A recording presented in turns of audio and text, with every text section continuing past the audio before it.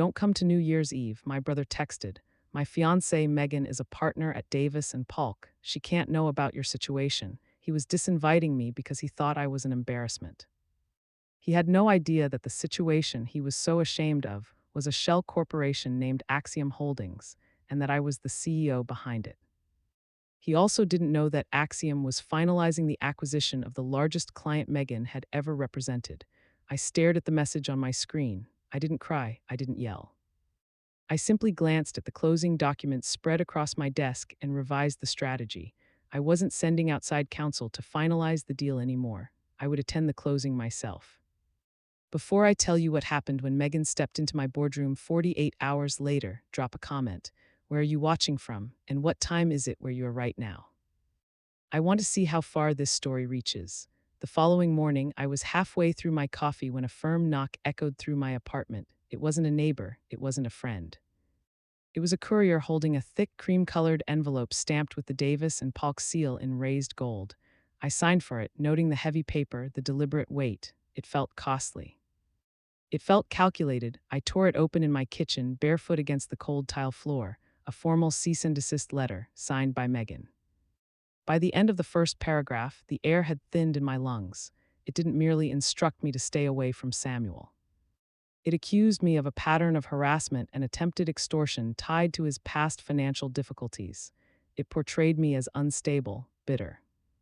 A jealous sister attempting to sabotage her brother's happiness because I was mentally unwell. The letter demanded I cease all contact with Samuel immediately or face legal action. My hand tightened around my phone. I dialed his number, ready to demand how he could allow her to draft something so vicious. Straight to voicemail, blocked. He had retreated behind his fiancée's billable hours. My name is Rihanna. I am 29 years old.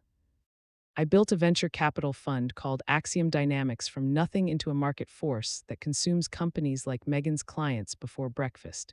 But reading that letter, I didn't feel like a CEO. I felt like the small, powerless girl they had always preferred me to be. The impulse to retaliate was immediate and physical. I wanted to drive to their apartment, pound on the door, force them to confront the truth. I wanted to lay out my portfolio statements, my banking records, my leverage. I wanted noise. But I didn't move. I walked to the window and slowed my breathing. In my industry, I learned long ago that noise is for amateurs. Silence is for closers. This is what I call the silence trap. In high-stakes negotiations, the first party to react forfeits leverage. If I called screaming or had my attorney fire back a rebuttal, I would be stepping into their narrative. Emotional, unstable. Reactive, I would be confirming their version of me. But if I said nothing, if I allowed that letter to sit unanswered, Megan would read my silence as surrender. She would assume she had intimidated me. That I was broke, frightened, overpowered by her prestigious firm. And when someone like Megan feels safe, they get careless. They grow overconfident. They commit mistakes in writing. This letter wasn't an attack, it was documentation.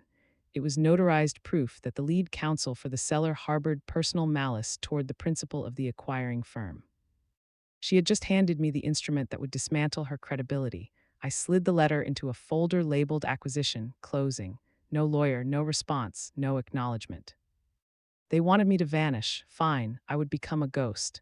And on January 2nd, I would be the ghost waiting in the only place they couldn't escape, the boardroom. The word extortion glared from the cream-colored page. It might have been comical if it weren't so grotesque. Megan believed I was trying to extract money from her accomplished fiancé. She didn't know the only reason Samuel wasn't facing federal prison was because I had emptied my life savings to keep him out of it. I shut my eyes. The memory struck without mercy, 3 years ago. 2:00 a.m. my phone rang inside my cramped studio apartment. Samuel was on the line, sobbing, gasping for breath. He wasn't the polished man who blocked my number yesterday. He was terrified. He was calling from a holding cell at the county precinct. He had entangled himself in an illegal sports betting operation and was buried $125,000 deep. The people he owed didn't send polite reminders. They issued threats. Worse, he had attempted to move funds from his employer to conceal his losses. Felony embezzlement charges were imminent. I didn't hesitate. I didn't scold him. The next morning, I liquidated everything: retirement accounts, emergency savings, the seed capital I had been building for my first startup. I wired $125,000 to attorneys and settlement funds to neutralize the charges. For 2 years after that, I worked relentlessly, coding by day, bartending by night to survive. I lived on instant noodles. I walked to work because subway fare was a luxury. I did it because he was my brother, and he had looked at me, tears streaking his face, and said, "I owe you my life, Rihanna." I opened my eyes. From the 50th floor of the Axiom Tower, the city shimmered like a circuit board of light. I was no longer that desperate girl. I was the founder of a fund managing $2.5 billion in assets. I didn't need Samuel's money. I could purchase and dismantle his entire world before lunch, but that wasn't the issue. He had never repaid me, not a dollar. When he met Megan, the pristine partner with the impeccable resume, he realized that having a sister who knew about his gambling addiction and criminal charges was inconvenient. I didn't fit the narrative. He couldn't present himself as self-made while I existed as evidence to the contrary, so he rewrote the story. He wasn't merely ignoring me. He was attempting to eliminate the debt by eliminating the creditor. If he labeled me unstable, Megan could bury me legally and his secret would remain sealed. It was strategic, calculated. Financial fraud disguised as family conflict. He assumed I was still the sister who would sacrifice herself to protect him. He forgot that the woman who saved him had evolved. He forgot that I archive everything. I turned back to my desk. The cease and desist letter lay beside the acquisition file. Samuel wanted a clean slate for his wedding. Fine, I would grant him one.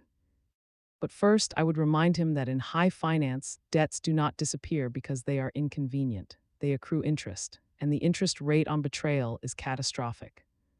I picked up the desk phone and dialed extension 402. James, my general counsel, answered immediately. We were mid-acquisition, 48 hours from closing.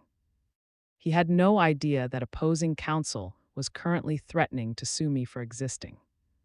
James, I said evenly, I need an additional writer inserted into the closing documents for the TechFlow acquisition, specifically within the representations and warranties section pertaining to legal counsel. He paused. We're 48 hours out. The documents are finalized. Unless it's material, reopening them isn't advisable. It's material, I replied. Add a clause stating that lead counsel warrants, under penalty of perjury and immediate termination of the agreement, that no immediate family member holds outstanding insolvency debts exceeding $100,000 to the buyer or the buyer's principal beneficiary. Silence. That's unusually specific, he said carefully. Is there exposure I need to know about? Just prudent risk management, I answered. Position it as a non-negotiable compliance requirement from our offshore investors, signed by close of business. I ended the call and faced the window. This was the conflict trap. In corporate warfare, you don't win by raising your voice. You win by allowing your opponent to bind themselves with their own arrogance. Megan was sharp, ambitious. But she was also chasing the commission of her life, a $2.5 billion transaction. The legal fees alone would redefine her career.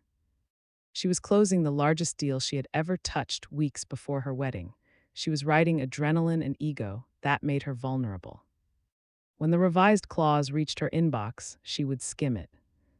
She would see buyer's principal beneficiary and assume, like everyone else, that the beneficiary behind Axiom Holdings was some anonymous billionaire in Zurich or Silicon Valley. She wouldn't investigate the ownership structure. That would require time, and she wanted this deal closed before the New Year's champagne was popped. She would look at the clause, think about Samuel, her perfect, successful fiancé, and laugh. In her mind, Samuel didn't have debts. He was a partner's future husband. He was safe. She was safe. She would see the requirement as a bureaucratic annoyance, a hoop to jump through to get her payout. 2 hours later, my computer chimed. A notification popped up from our secure document server. Document signed, counsel warranties and representations. I opened the file. There it was, her digital signature timestamped at 4:15 p.m. By signing that document, Megan hadn't just closed a deal. She had committed professional suicide. She had legally certified that she had no conflicts, no debts, and no leverable liabilities with the owner of Axiom Holdings. She had just lied on a federal transaction document because she was too arrogant to check who she was actually doing business with. She thought she was signing a receipt for a paycheck. I looked at the screen at the loops of her signature and felt a cold, quiet satisfaction. She had just signed her own execution order. Now all I had to do was deliver it. January 2nd broke over New York City with a sky the color of bruised iron. A blizzard was rolling in from the north, coating the windows of the 50th floor in sheets of ice. My boardroom, affectionately nicknamed the glass cage by my staff, felt like the inside of a freezer. It was soundproof, transparent, and terrifyingly sterile. I sat at the head of the 40 ft marble table, my high-backed leather chair turned toward the window, watching the snow swirl into the void. At 10 a.m. sharp, the double doors opened. My assistant David ushered them in. "Gentlemen, Miss Whitmore, welcome to Axiom Dynamics." I didn't turn around yet. I listened to the sounds of their arrival, the heavy thud of leather portfolios hitting the table, the confident click of heels on the polished concrete floor, the low murmuring baritones of the senior partners, and then her voice. It was sharp, clear, and dripping with that specific brand of Ivy League condescension I had come to know so well. "Let's make this quick," Megan said. I could hear the smile in her voice as she addressed her colleagues. "I have a dress fitting at 4. Besides, once we walk them through the liability shield, this Axiom group will realize they don't have the leverage to demand half of these contingencies." "Careful, Megan." One of the senior partners warned, though he sounded amused. "The buyer is paying a 40% premium. They're entitled to be cautious." "There is cautious, and then there is paranoid," Megan scoffed.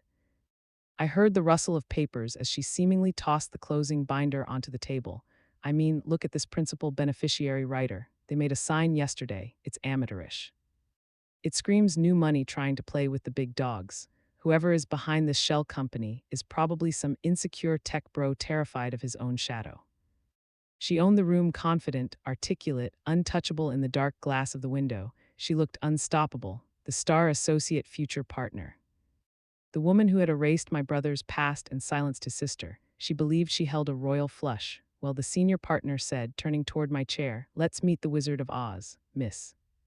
I rested my hand on the armrest. "Chin, Rihanna chin." I turned the chair. The silence was absolute. Megan froze mid-gesture, marker clenched in white knuckles. Recognition hit her in stages. Confusion, denial, then pure horror as the truth snapped into place. The shell company, the clause, the debt. "Hello, Megan," I said calmly. "Please sit." "Weren't you just explaining why my due diligence was amateurish?" She tried to speak. Nothing came out. "I don't know who she is," Megan stammered, grasping for control. "This is some kind of setup." I slid 2 documents across the table. "Exhibit A," I said, "your cease and desist letter identifying me by name as Samuel's sister. Exhibit B, your warranty certifying no family debts over $100,000 to Axiom's principal beneficiary." I leaned forward. "That's me. And your fiancé owes me $125,000. She screamed denial. I played Samuel's voicemail, his tearful confession, his plea. The room went cold. Lawrence looked at her. "Get out, you're fired." Security stepped in. Megan snapped. She lunged, shoved me, then panicking, smashed a glass picture and cut her own arm. She attacked me. She screamed. I pointed to the blinking red camera light. "This room records everything." The fight drained out of her instantly. She was led away in handcuffs. Assault, false reporting, fraud. Minutes later, Samuel called begging. "Goodbye," I said, and blocked him. Then I signed the debt assignment. I didn't want the money. I wanted consequences. I sold the debt to a recovery firm that would never forget him. At the window, New York lay silent under snow. In the glass, I no longer saw the girl they dismissed. I saw the woman who built an empire from betrayal. I didn't lose a family. I removed a parasite. I turned back to my desk. I had a company to